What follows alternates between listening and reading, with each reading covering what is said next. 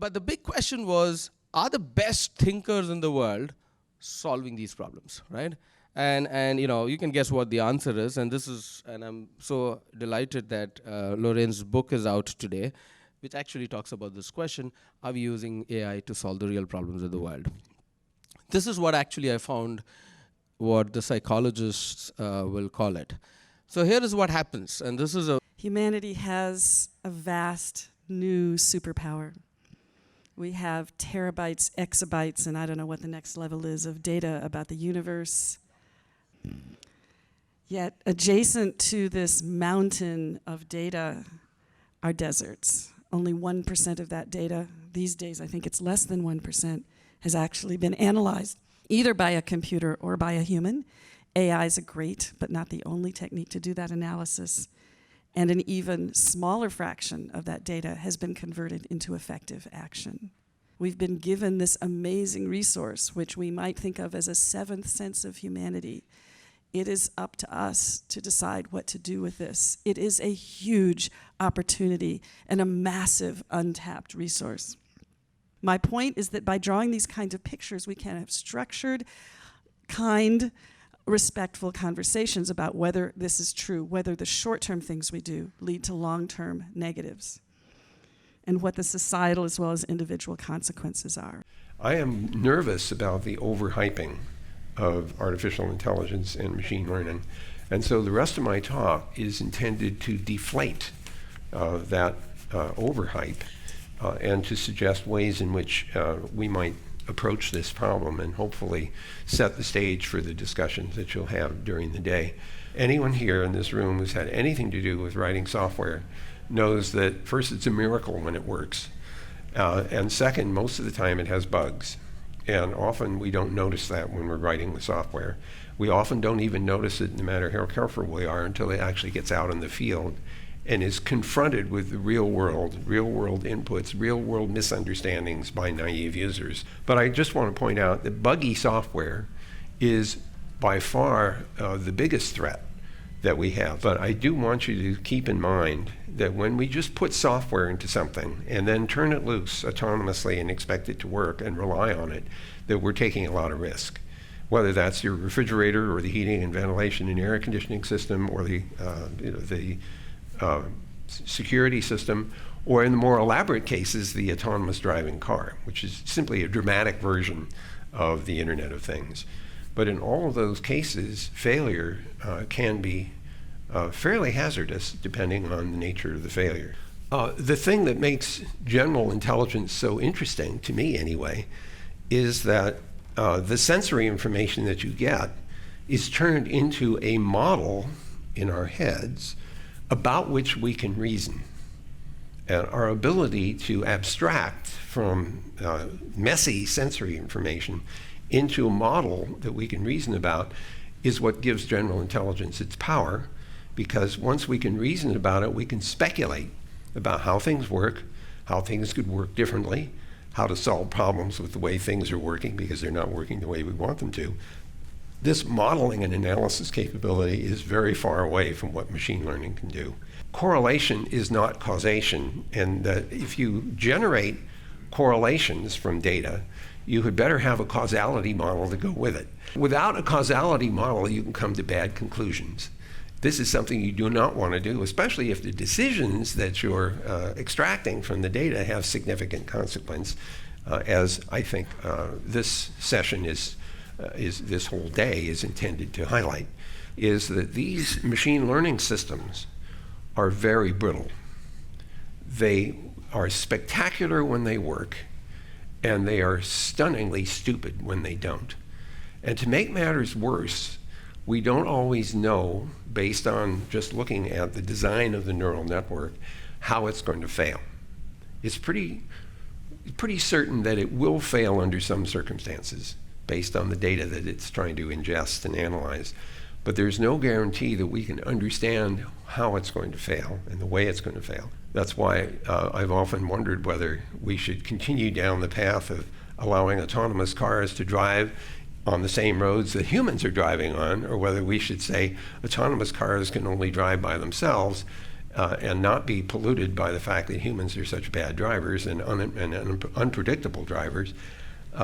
Besides which, the cars might be able to communicate with each other, like, I'm going to make a left turn now, so put your brakes on, as opposed to humans which say that bastard is getting in front of me and he's slowing down and I'm going to go around him this way, and then this other guy gets run off the road.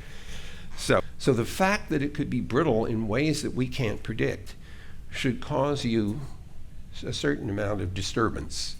Some of you should be levitating out of your seats by now thinking, how am I going to be affected by somebody else's decision to use these technologies to make decisions about me and my welfare and my health and everything else?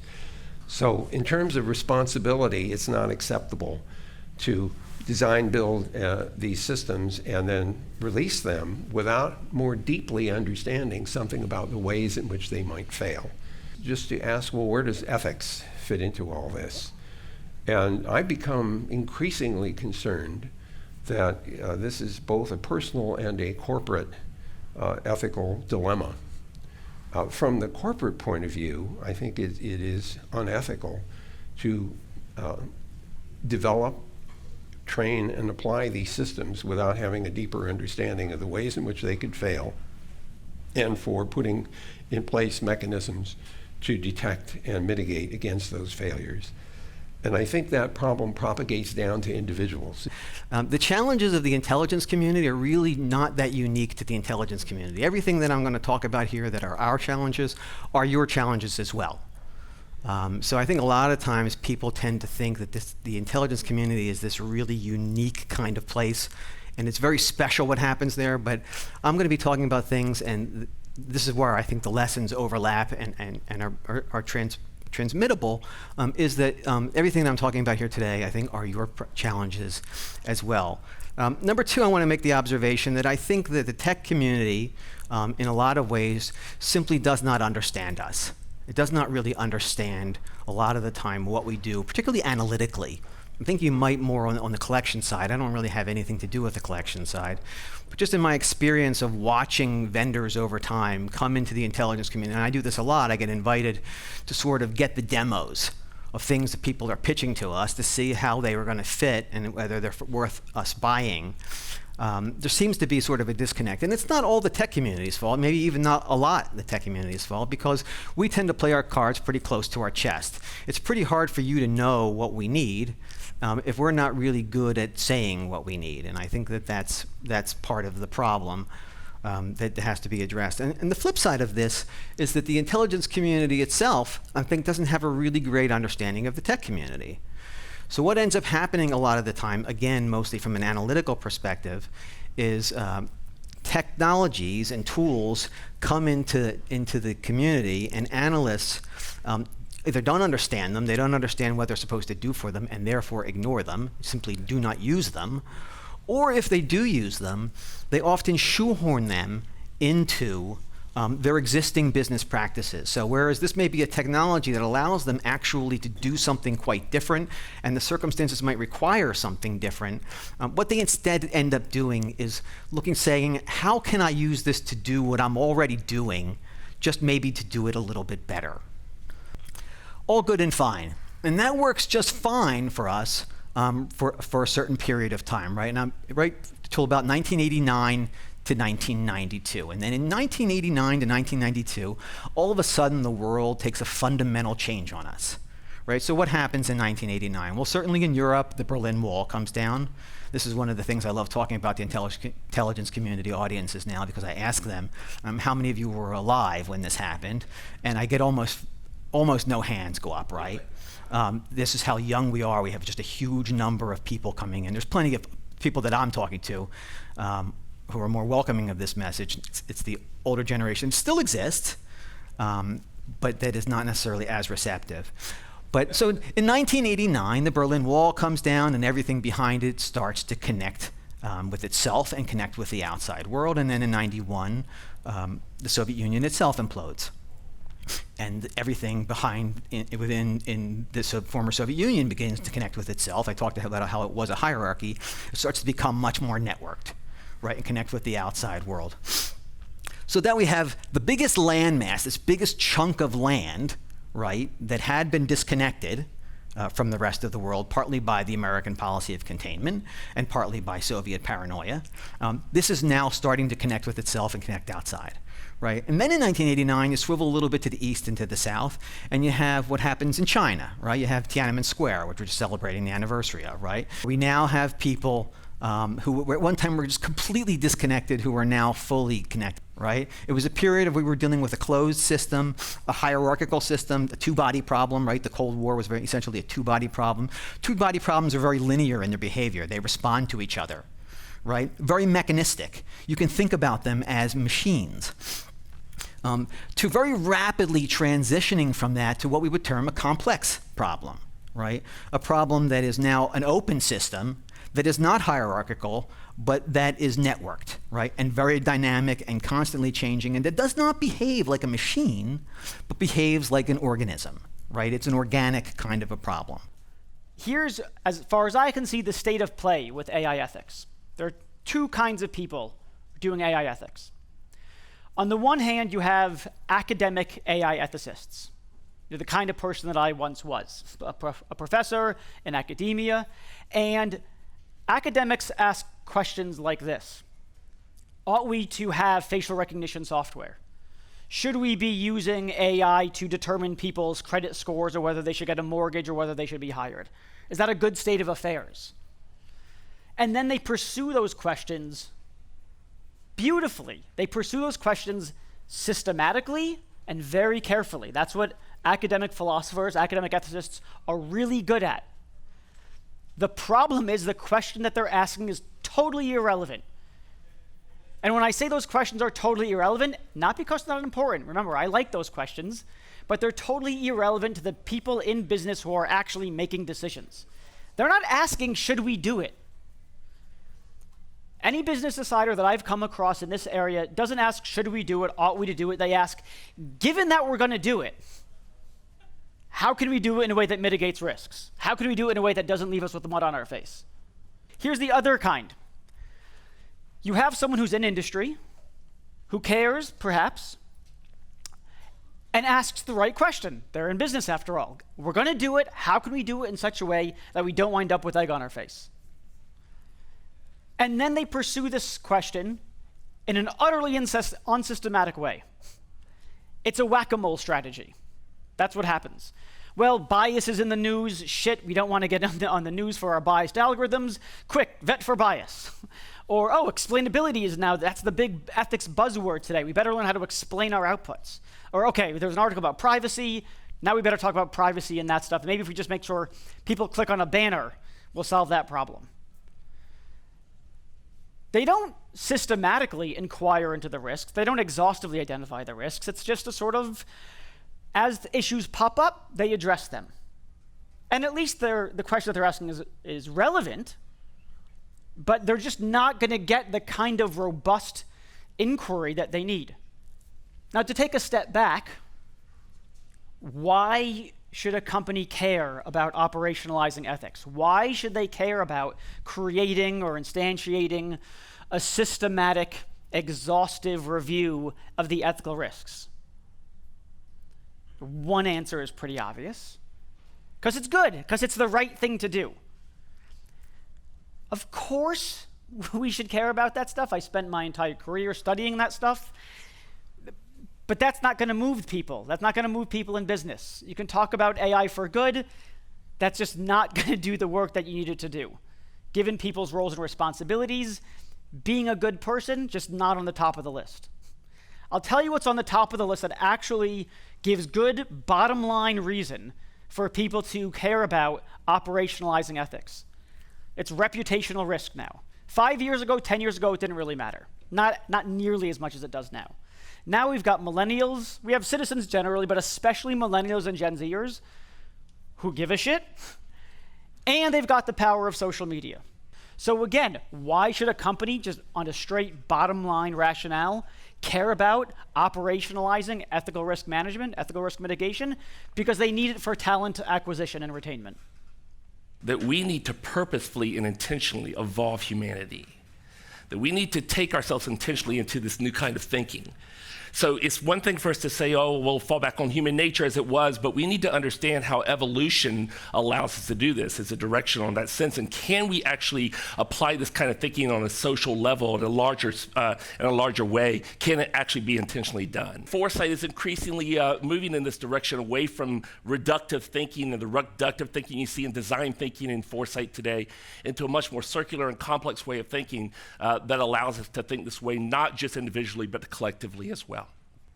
It's so that we can use quantitative and qualitative data in the present to make sure that our actions are future fit and future empowered and future focused. Are we doing things today that will allow us to be ethical, to allow us to be purposeful and intentional about where we're going in the future and make those right decisions? Think about climate change, for instance. We've been thinking about it for a long time. And we've been thinking about it, we've been thinking about it, and we've been thinking about it. But we haven't really acted on it. And this kind of futures thinking causes us to be intentional, robust, and purposeful in the present so that we make those right decisions. That evolution is no longer seen as a competitive struggle for existence. We know evolution and Darwinian evolution all about the struggle of competition. But as we're studying evolutionary sciences today and evolutionary biology, we're starting to see that it wasn't about competition, it's about collaboration. And that we may have gotten evolution from a Darwinian perspective quite wrong. Evolution itself right, the perspective of evolution may be quite wrong. A lot of evolutionists are saying this today.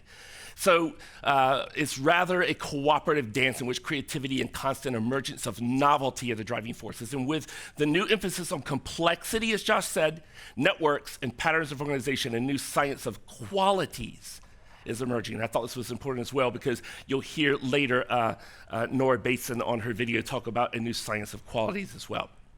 Because for a long time, we've been starting to take our evolution to our own hands. We're evolving ourselves as a species. And technology is a big player in that. It always has been. It's not the only one. There's social, there's economic, environmental, policies and government and on, but evolution plays a big role in this. Technology plays a big role in our evolution. And so some of these elements such as neuroscience and microsciences and posthumanism and off this planet to others and robotics and hyperweb, et cetera, have all played a role in that co-evolutionary dance that we're playing with complexity. And so we call this intentional evolution. And this is the environment of accelerating complexity that's driving active and participatory forms of human development, instead of simply allowing things to unfold in a sort of more biological kind of way. That doesn't mean the biology part's eliminated. Actually, as we learn this holoptic dance, we're learning to dance more with these, not just synthetic, but organic ways of thinking, rather than just these technical or mechanical ways of thinking. So problem facet number one is what I would describe as artificial stupid. So we've already talked, you've heard some wonderful conversations here, people discussing the idea of AGI, general intelligence, and the fact that general intelligence is actually not as near, not as close as many people might propose that it is. Everyone from sort of Vint onwards have been talking about both the importance of complexity and understanding the complexity of the global system, but also the fact that general intelligence is it's somewhat far away and it's maybe not realistically actually the main threat in the system. What I would propose to you is that general intelligence is not actually needed for the machinery around us to constitute an extremely lively and exciting threat, an existential sort of humdinger for how we operate as a species. And the reason for that is because essentially we reason collectively. I should pedal back. Facet number two. There's another fascinating thing here to do with how altruism works in human societies. I did a bunch of research on modeling what makes altruism work in large-scale human societies. Like, we know how altruism works at the scale of societies that people are naturally, sort of organically supposed to operate in, which is around Dunbar's number, which is 100 to 150 people. But historically, we haven't really understood how altruism works at societies at much larger scales. We know, for instance, that institutions really matter. You can look at, for instance, North Korea versus South Korea. And there's good people living in both of those countries. You know, there are people who are ethically minded and determined and well-intentioned and kind to their neighbors in both places. But in one place, we have extremely productive social outcomes that are happening that create an equitable society, and the other place we do not. The third problem, which we might think of as a descending ceiling. Today, or this week, we saw in the news the fact that Bolsonaro has been turned a blind eye to the burning of the Amazon rainforest. I put this slide together before any of that stuff happened, but it seems wildly pertinent. Essentially, there are two factors at play. First, you might think of as global downsizers. We have a problem with the climate. We know that, but that's not the only problem we have. We have problems with biodiversity. We have increased levels of pollutants. We've got all these plastics showing up in the middle of the ocean. We've got the depletion of easy access resources. The problem with that is that all of those factors that are essentially curtailing our development start to decrease the speed of global growth. And what that does is it promotes risk-seeking behaviors, because when growth slows down, people start looking for ways to reclaim or gain or keep hold of their advantage. You cannot prevent change. Change happens, but you can at least pick the kind of change that you want to see. We can repurpose the problem factors. So the information that we see about there, the problems that are happening, we can look at the details of those problem factors and find ways to make use of them. We can look for concrete, achievable solutions, and above all, we can use decision intelligence. We can figure out what the outcomes and the inputs to these systems are and figure out a way to build something that's actually going to work. I would propose to you something that I refer to as the Roddenberry plan. If we have these social media and media demons whispering in our ears the whole time, I would propose that what we actually need are digital angels. So I propose that we take that non-conscious channel of communication, which we were talking about before, and which we saw some of the dynamics of working up with that improv game earlier, and we use it to create essentially a mass-produced amount of content which we burst out into social media channels to offset the polarizing content that's been being produced by state and corporate actors, people like Russia and what have you.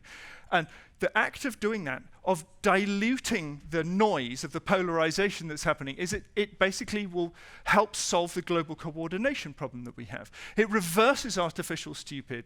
It stalls the global coupling problem. It doesn't get rid of it, but it certainly stalls it. And it reduces the escape behaviors, because rather than people inhabiting this feedback system of negativity, all of a sudden that pattern has changed. We are talking about what should the future look like and how all of us can contribute to the future, and the future is missing in the room, right? I mean, I'm like, where are the 25-year-olds, right? I mean, we are all deciding what a future should be looking for. Yes, one or two here, okay, right? I got three, right? Okay. But this is something no pressure, that guys. me and Lorraine spoke about. We are kind of, on behalf of the future, deciding what it should look like, and we should have Three, we got three. Three of them. We should have more of them. You qualified. Yeah. Okay.